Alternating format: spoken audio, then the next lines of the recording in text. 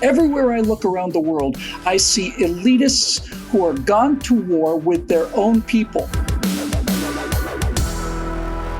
Hi, everybody. I'm Bill Whittle here with Steve Green and Scott Ott, and this is your week's Right Angle, where we hear the news that McDonald's has just announced that they have closed 847 restaurants throughout Russia, and boy, that'll show Vladimir Putin.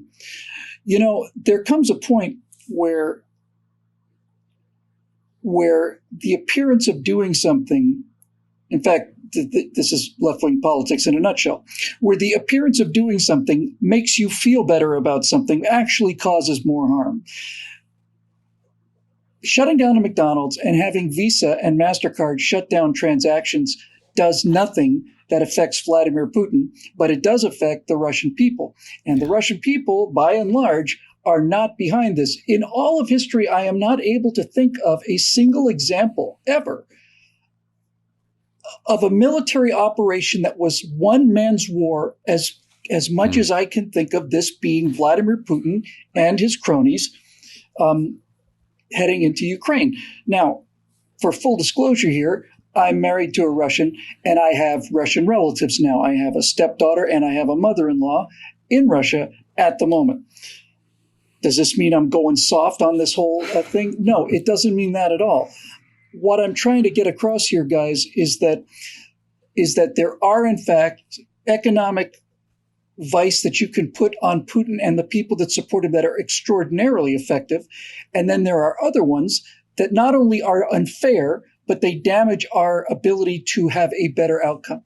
So, Steve, let's start with you. In this week's Moving Back to America, I talk about Vladimir Putin's power structure, how he is essentially half KGB and half bandito, but it is essentially a kleptocracy. The country is governed through patronage. It is the ultimate organized crime. It's organized crime on a national level, where Putin has a series of subordinates who he hands power to. Those people bring money to him, and everybody scratches everybody's back, makes the Chicago mobster scene look like a cakewalk. Yeah. Hitting those people is not only effective, I think it's the end of Vladimir Putin. If you can take out all of his hundreds of oligarchs who enforce his actual will so that they don't get to go on their $900 million yachts anymore. And furthermore, they don't get to buy all this expensive money, cars or take champagne baths or whatever else they're doing with all this cash. You shut off the cash supply to those people, you have cut Vladimir Putin's entire power base away and left those people saying, what do we have to do to get the money flowing again? Because everybody seems to be mad at this guy. Nobody knows my name. But when you do something like when you say that Visa and Mastercard transactions are no longer going to be functioning in Russia, the only people that hurts are regular people who are trying to buy food, and you are driving them into Vladimir Putin's narrative about how this is a reaction to Western aggression. It doesn't make any sense, and it's not fair. It's not fair, and it's more likely to backfire and keep Putin in power. Like, just to make things clear, I keep calling this the Ukraine war, but I think that if it continues to go as badly as it has been going for Russia, it might be better described or remembered as Putin's war. So you said this was basically one man's decision to do this with a military, most of which was unprepared and not really thrilled about having to invade and kill their ethnic and cultural kin. And ideally, I would like this war to end with Vladimir Putin getting the full Ceausescu treatment. Nothing would make me happier than that right now. Well, there are a few things, but I won't mention those because it's seditious. No, I tease. And I've said this before, particularly before the Bolsheviks tried to ruin everything. Russian culture was the envy of the world. It was rival of France, whether you're talking about food or music or literature or dance. It was some of the best in the whole world. And I wanted nothing more after we won the Cold War than to bring Russia fully into Western civilization, not have this divide between Western Europe and Eastern Europe. And expanding NATO, keeping NATO, but particularly expanding NATO, was a huge mistake. Russia had already been invaded 3 times. Napoleon once, the Germans twice. The third invasion was just absolutely devastating. Lost somewhere between 20 and 30 million people in World War II. Let's not forget Sweden and Japan and Mongolia and all the rest. Absolutely. It's the crossroads of the world. Yeah, and we fed into that historic and well-earned paranoia by expanding NATO right up to, and in some cases, the Baltic states inside the old borders of the Soviet Union. Huge mistake. Today, this morning, Tuesday, I stumbled across an old video from 1997 of then Senator Joe Biden doing his usual, bragging, strutting routine that he used to do before he got all senescent. And he was talking about his conversation with the Russian foreign minister at the time, who had warned Biden that if you expand NATO, we're going to have to grow closer to China. And strutting Joe Biden said, "Good luck." Well, here we are, Joe Biden, and we've got this growing Russia, China, Iran axis that these sanctions, and I'm not talking about the sanctions against the oligarchs, I'm talking about the sanctions on the Russian people. We are helping to cement this 3-way axis that this could prove to be a blunder on par with Operation Barbarossa. I don't know what else to tell you. Scott, some of the stories are really kind of shocking, at least to the ability that I'm still able to be shocked these days. Yeah. The Duma, the rubber stamp parliament that basically was personally selected and placed there by Vladimir Putin, supported this idea that anybody who reports fake news, which means anything that Vladimir Putin doesn't like, is getting a 15-year prison sentence. That caused essentially all Western news services to simply leave the country, right? There are a large number of protesters in Moscow and St. Petersburg and other places, and they are being put into white vans and driven away. They used to be black vans back in the old days. They called them Black Marias. But they're still being hustled by policemen into vans, and nobody knows where they are. They've gone. And perhaps most disturbing only because it's most accessible, my understanding now is that on the streets of Moscow, policemen will stop people at random and demand to see their smart devices and look at the messages that they've been sending to other people, looking for seditious content. And if you don't agree to let them read your messages, then they'll take your phone and probably consider you an enemy of the state. These kind of repression reflexes on the part of a lifelong KGB man. Vladimir Putin tried to join the KGB at age 16. These kind of Soviet-era repressions are so far out of date with the modern world that Russians are as amazed and as appalled as we are. And the only thing that can stop this groundswell of resentment and hatred towards Vladimir Putin is for those same people to think that the pain that's being inflicted upon them is being inflicted on them by outside sources. And then the Russian psychology kicks in. It is as ingrained in those people as anything else has been in any other people.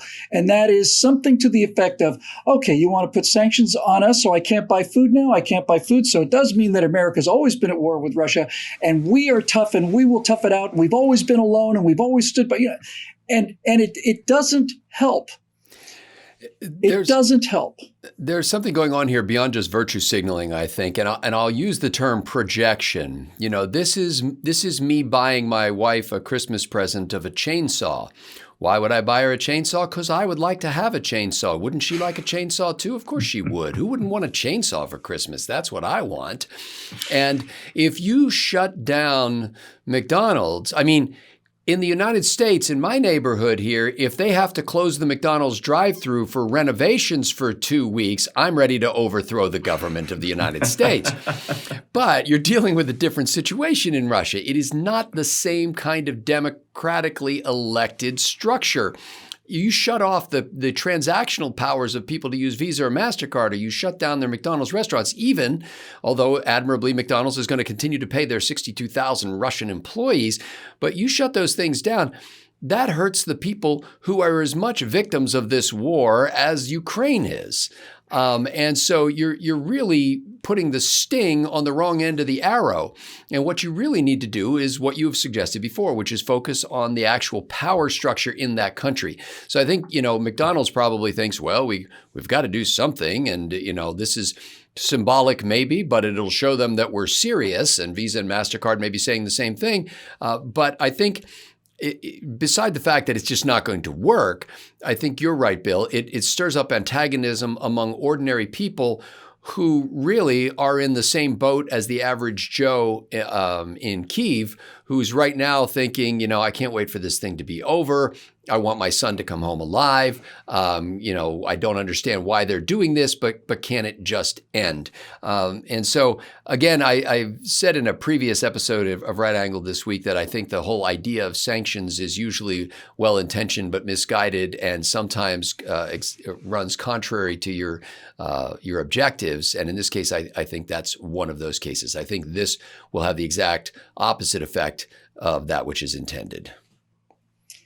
Since I have family in Russia, and since my Russian wife has a lot of Russian friends, I get a certain amount of personal insight into this that maybe most people wouldn't get. Every single expatriate Russian, every single Russian who's living outside of Russia, meaning every single Russian who gets some version of actual news, is mortified, embarrassed, ashamed. The things I feel about my country watching civilians falling out of C-17 airplanes as they leave Kabul airport in Afghanistan, that kind of feeling. Like, that plane has my markings on it. I'm not responsible for this. I didn't do this. When you have a case that is such clear and open and naked aggression as this has been, it's difficult to gin up sympathy for the people that are at least flying the same flag as the aggressors, but I'm not trying to do that. I'm trying to get rid of this lunatic, who's not a lunatic. He's functioning out of his background, which is he is a KGB man who spent 5 years in East Germany, who fully believes that it's possible to pacify a country. He is obsolete. He's caused so much pain on all around the world. But folks, Vladimir Putin and the oligarchs that enforce his government, that's how the government works. They don't eat at McDonald's, and they don't buy their $900 million yachts with their Visa cards. If you want to get Vladimir Putin out of power, then by all means put the screws to the money machine that is the entire power base of this man. Money flows up, power flows out, hit him with his cronies, and then the cronies will find somebody else, because they're not only not making any money anymore, but all the money they made they can't touch anymore. That is profoundly effective. I think it's the only realistic way to go once deterrence has already, that ship has sailed. But if you take it out on regular people, the kind of people that go to McDonald's, then what you're doing is you are shifting the pain from Vladimir Putin to the sanctions on the part of the people who want him gone. It's counterproductive, it's stupid, and it's virtue signaling. So all I'm saying is, we don't like Vladimir Putin. Virtually all of the Russians, in fact, all of the Russians who know what's actually going on don't like Vladimir Putin. Vladimir Putin has an intense propaganda campaign that is making the West into the villains here, and a sizable portion of that population is buying this story. I don't think we should be giving those people ammunition. I think they should realize that this is their individual leader's fault, and they need to do something about that. You can't compare the pain that average Russians are going through with the pain that Ukrainians are going through. I've never bought that moral equivalency thing, and I never will, and I'm not trying to make that case. But we are talking now, as you saw from this picture of the empty shelves, we're now talking about regular people who can't buy food. You can pay those employees at McDonald's, but if those people can't buy food, if they can't put it on their card, if they can't go to an ATM to get cash, and if there's no food to buy, then all you've done is made things worse. I'll close by saying this. I have noticed, And I become more convinced every day that all around the world now for the last 2 or 3 years, what we've seen is we have seen the leaders of countries go to war against their own people. I've seen Australian governments build concentration camps in the north of Australia for people who weren't vaccinated and seen them round up people and put them in those concentration camps. I've seen the government of Canada take the property, take the money, take the pets, take the children of peaceful protesters who simply had an opinion that they wanted to give to Justin Trudeau, and I've watched their lives been destroyed. I've seen all kinds of irregularities in the United States in terms of the election, in terms of the COVID thing, all of it. Everywhere I look around the world, I see elitists who are gone to war with their own people. And we ought to realize that this is now about the people fighting back against these individuals that don't see us as anything other than a food source and a useful form of manpower to further their own financial gains and their own visions of glory. And I do kind of think that maybe that time has passed. I really do. We're going to find out.